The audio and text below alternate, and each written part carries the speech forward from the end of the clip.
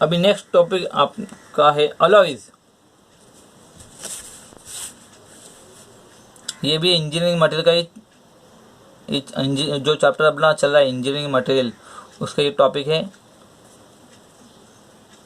Alloys. हमने high carbon steel तक देखा है, तो अभी इसके नेक्स्ट है alloys. Alloys means addition of certain amount of other metals or non-metals improves the quality of the metal. Such a mixture is called an alloy.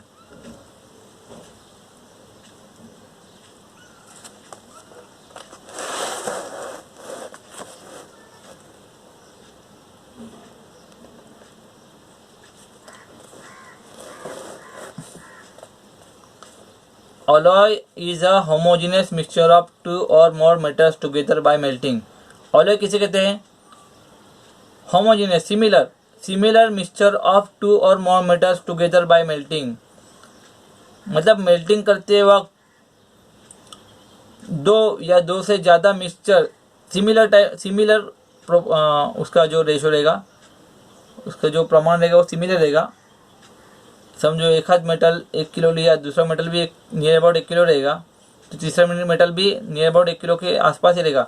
मतलब similar quantity of metal मिला के मेल्ट करके जो metal बनता है उसे हम क्या कहते हैं? Alloys.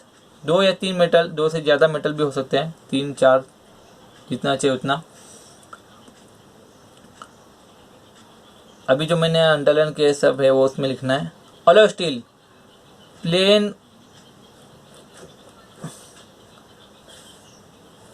Plain carbon steels find only limited use when certain special properties are required and it to improve the quality of steel. Some alloys elements such as nickel, chromium, manganese, vanadium, tungsten, etc. are added to the carbon steel. The steel thus obtained are called alloy steel.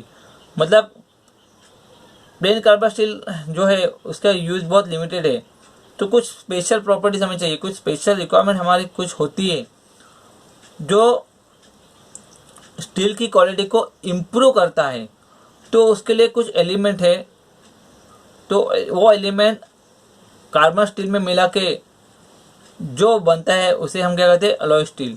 तो क्या क्या element है? Nickel, chromium, manganese, vanadium, tungsten etcetera.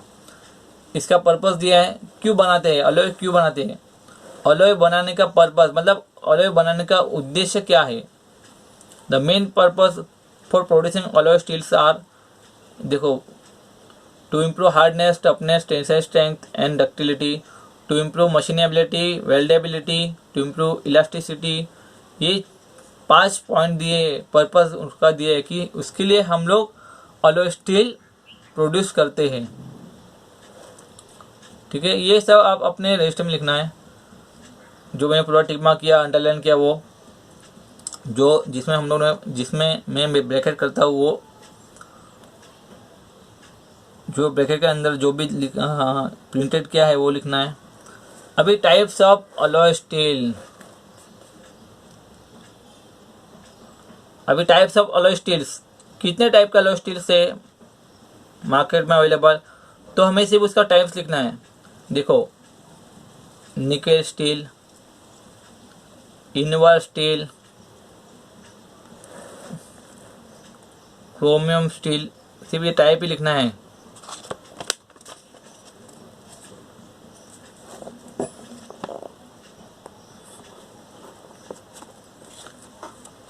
Manganese steel, silicon steel, tungsten steel,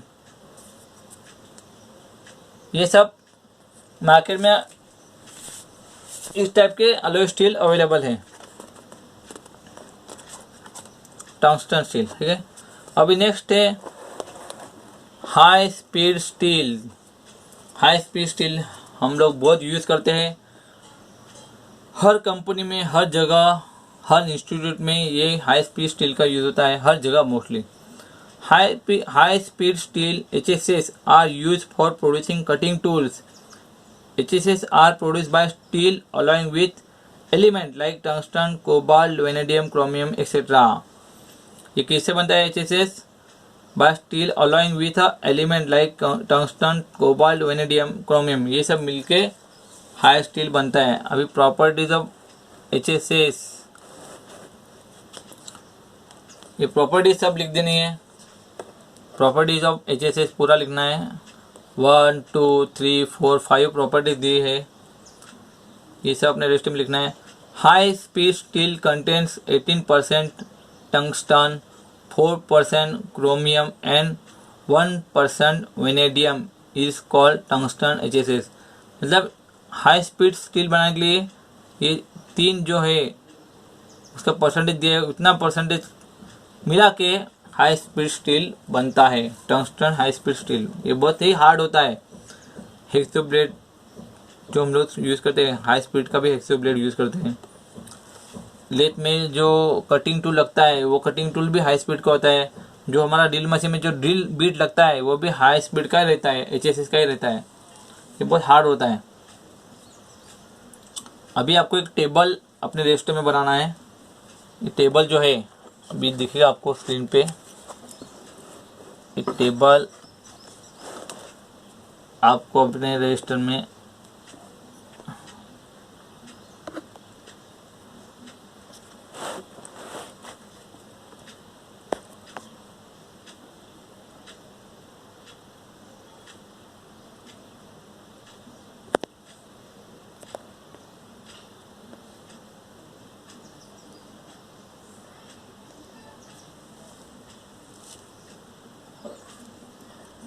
जो table है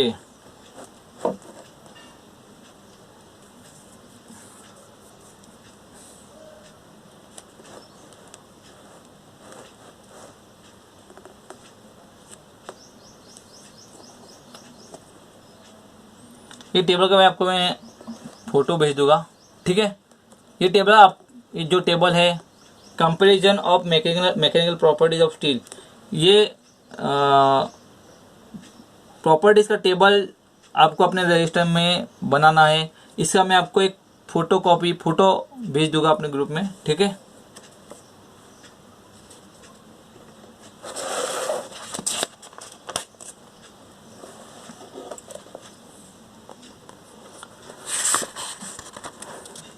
next कौन सा है? Vanadium steel. सिर्फ इतना ही ये लिखना है। कोबाल्ट स्टील,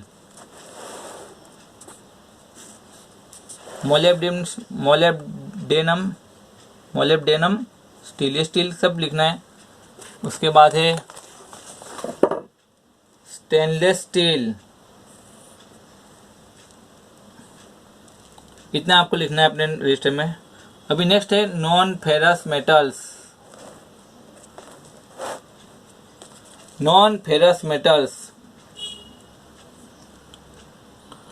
अभी नॉन फेरस मेटल्स क्या होता है? Metals which do not contain iron और are called non ferrous metals, जिसमें आयरन और जरा भी कच्चा धातु, लोखंड का कच्चा माल जरा भी नहीं है, कच्चा लोखंड जिसमें बिल्कुल नहीं है, थोड़ा भी नहीं है, वो हो गया नॉन फेरस मेटल्स। तो कौन कौन से नॉन फेरस मेटल्स है? Copper, aluminium, zinc, tin etcetera. अभी पहला हो गया कॉपर। अभी आपको ये सब लिखना है जो अंडरलाइन किया हो। Copper is one of the few metals that are found in the metallic state. It is extracted from its ores melachite pyrites, which contains about 55% and 32% of copper respectively. मतलब कॉपर किससे produce होता है? मेलासाइट pirates, कितना percent है? 55% and 32% respectively. तो copper कैसे बनते हैं वो आपको इतना लिखना है जो अंडरलाइन किया उतना। अभी कॉपर की यूजेस आपको पूरा लिखना है अपने रजिस्टर में, कहाँ कहाँ पे कॉपर यूज होता है। वाइंडिंग वायर्स, बस बार, ये मोस्टली जो इलेक्ट्रिक जहाँ पे होता है ना, इलेक्ट्रिक का जहाँ काम पे होता है, जहाँ पे कंट्रोल पैनल, वहाँ पे कॉपर का बहुत यूज़ होता है। ठीक है,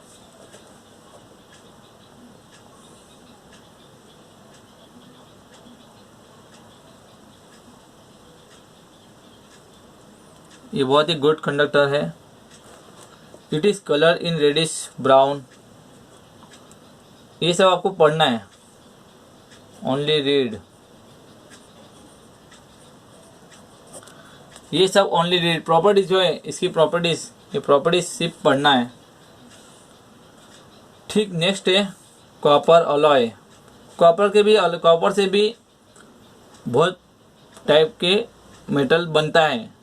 मतलब कॉपर से बनने वाले मेटल क्या होता है? ब्रास।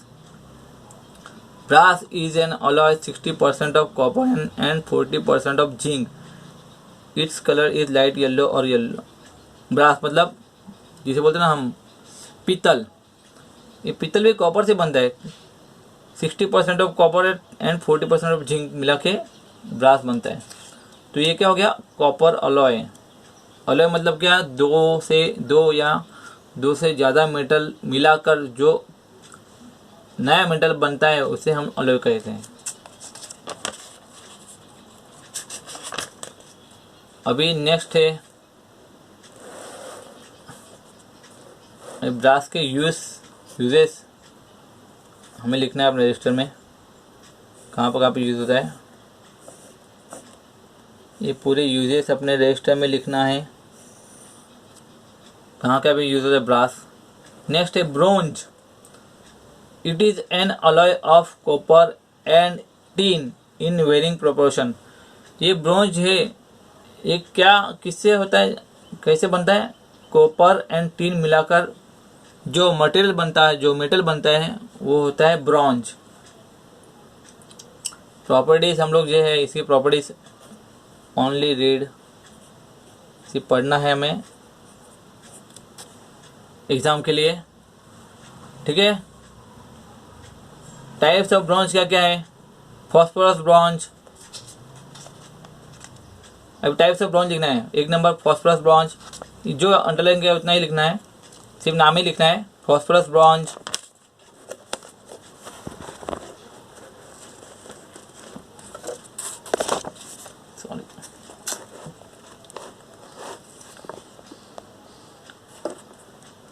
Admiralty gun metal.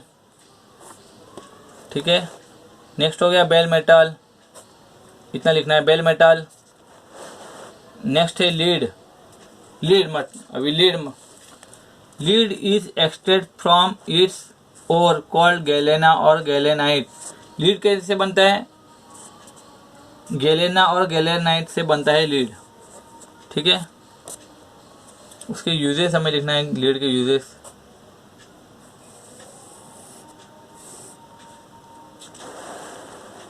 ये लीड के यूजेस हैं। लीड के यूजेस हमें अपने रजिस्टर में लिखना है। Electric cables, roofs, gutters, acid proof chambers, soldering, fuses, ये सब यहाँ पे लीड यूज होता है। अब नेक्स्ट है zinc. Zinc is extract from common ores which are calamine and blende. Zinc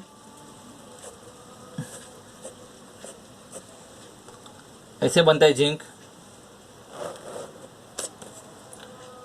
is extract from common ores which are calamine and blend.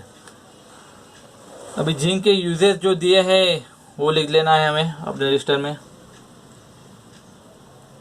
इसमें ये थ्योरी बहुत, इस चैप्टर में थ्योरी बहुत है, वो थ्योरी हमें पढ़ना है, वही हमें एग्जाम में आती है थ्योरी। ठीक है, ये थ्योरी पढ़ने के बाद, थ्योरी आपने 2-3 बार पढ़ लिया नहीं है चैप्टर का, तो एग्जाम में आपको ऑब्जेक्टिव एग्जाम में आपको इजी रहेगा। इसमें थ्योरी पढ़ना है, ये सब यूजेस जो है वो लिख लेना है। अभी नेक्स्ट है, लास्ट टॉपिक है हमारा, लास्ट टॉपिक है, ये लास्ट है।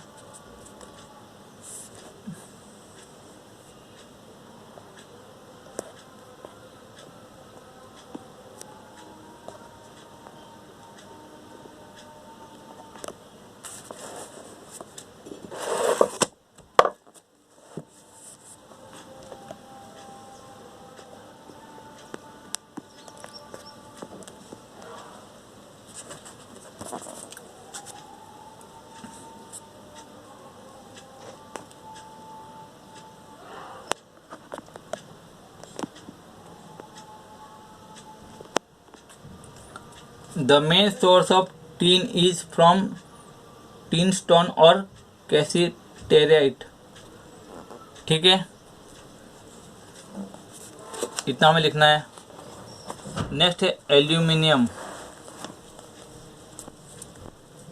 Aluminium is extracted from bauxite.